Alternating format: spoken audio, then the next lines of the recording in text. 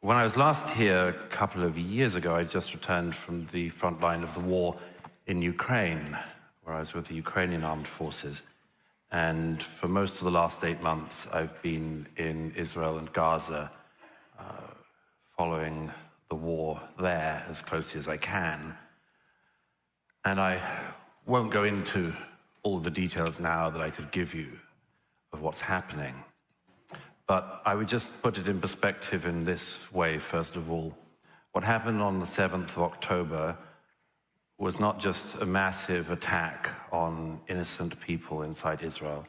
It was the equivalent to about 6,000 Canadians being massacred and burned in their homes in one day. It was the equivalent of about 1,500 of your fellow Canadians being taken hostage.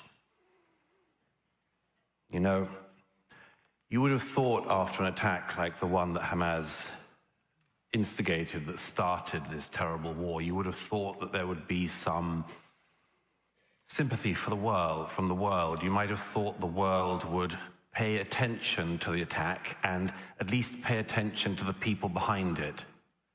You might have expected, like me, that there might have been a worldwide opposition to the terrorists and rapists and murderers of Hamas. You might have thought there would be hatred around the world erupting, that the government of Qatar and its mouthpiece, Al Jazeera, its funding of Hamas and its hosting of the leadership of Hamas in Qatar. You might have thought there'd have been an outpouring of rage at the Islamic Revolutionary Government in Tehran, but no. There was an immediate outpouring of rage against the state that had been attacked.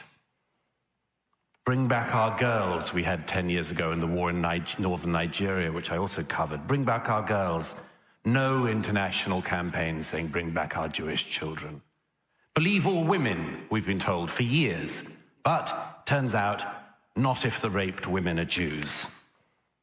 Israel is the only country in the world which, when it's attacked, gets attacked more.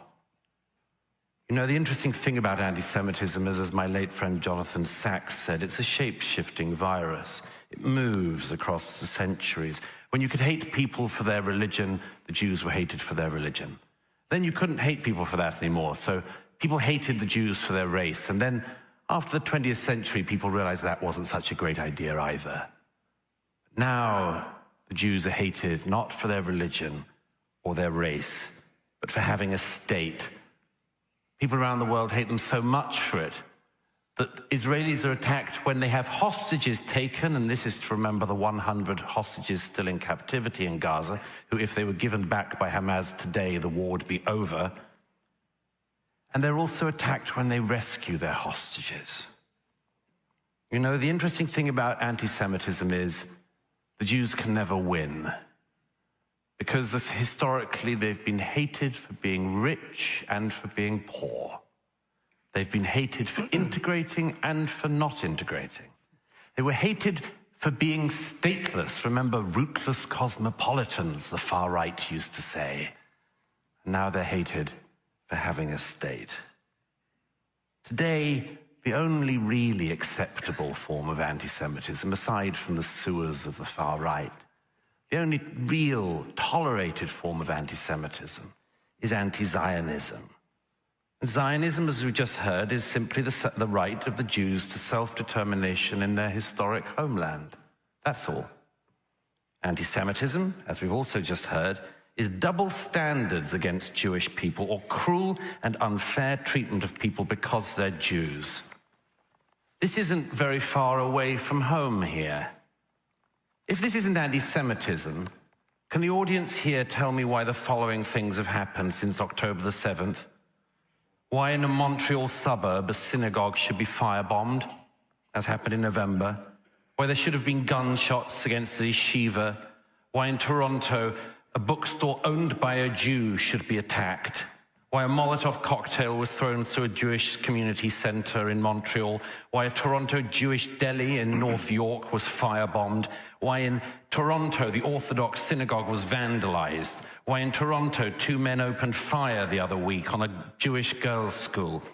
if it isn't anti-Semitism, tell me why just a week ago, pro-Hamas protesters tried to go through Jewish areas in this city shouting, not just Allahu Akbar, but, and I quote, sorry for the language, fucking filthy fucking Zionist pigs, dirty Zionist rats. Have you heard that language before? The Jews have.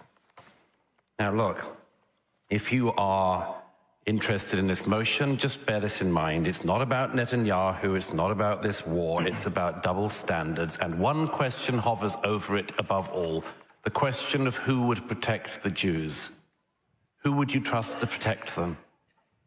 The Europeans? The Arab world?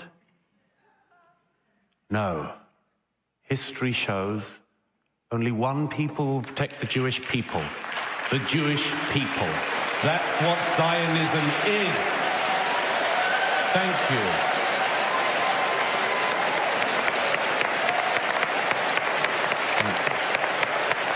And finally, I just want to say this. It's perfectly obvious, I said at the beginning, that you can get anti-Semitism from all directions. This just happens to be the major direction which is coming in at the moment, in the guise of anti-Zionism. As I said, does everybody who is doing this know what they're doing? No, almost certainly not. Do some of them? Oh, you bet. They're having a whale of a time. People like those people I mentioned marching last week through Jewish areas of Toronto, getting to scream about the pigs and the rats again. Wow, it feels good to them. Does everyone know what they're doing? No. But when you hear Gideon saying that, what did you say earlier? That Israel is the most brutal regime in the world, you can have traveled nowhere, sir. And there is no reason, as I said at the beginning of this tonight, why simply recognizing that the anti-Zionism of today is anti-Semitism should be any barrier to there being some kind of peace settlement at some point. But please understand that those of us who recognize that anti-Zionism is anti-Semitism is because we see, after a mass slaughter of Jews, the world turning on the one Jewish state. That is what we see and what we worry about, and what some people like maybe seem not to care about, and all of the smears and all of the lies that they get to pump out. But I've got good news for you, ladies and gentlemen, to finish. I hope very much that you vote the right way tonight, obviously. And it matters for Canada and its image. But the Jewish state and the Jewish people have survived an awful lot worse than this.